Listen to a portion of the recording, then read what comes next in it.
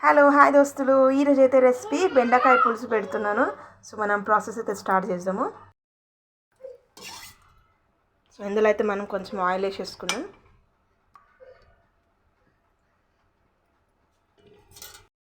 So oil heat అయినాక కొద్దిగా ఆవాలు, కొంచెం జీలకర్ర, మిర్చి వేసుకున్నాం, ఆనియన్స్,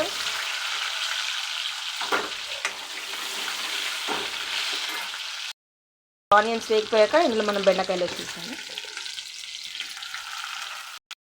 అయితే తొందరగానే మగ్గిపోతాయి. హై ఫ్లేమ్లోనే ఉంచి కొంచెం సేపు మగ్గిద్దాము. కాయలు ఒక 2-3 మినిట్స్ వేగినాక ఇలా టమాటా వేసేస్తున్నా. సో కొద్దిగా అయితే సాల్ట్ వేసుకుందాము, తొందరగా మగ్గిపోతాయి.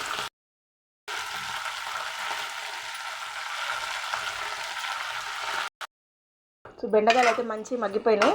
సో ఇందులో కొద్దిగా పసుపు వేసిద్దాము.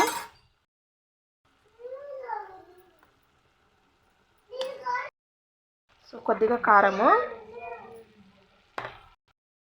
కొంచెం ధనియాల పొడి వేస్తుంది. సో నేను ముందుగా తీసి పెట్టుకున్న చింతపండు రసం కొంచెం పోస్తుంది ఇందులో. సో ఇందులో మనకు కావాల్సినంత వాటర్ పోసుకుందాం కన్సిస్టెన్సీ తగ్గట్టు. సో మీరు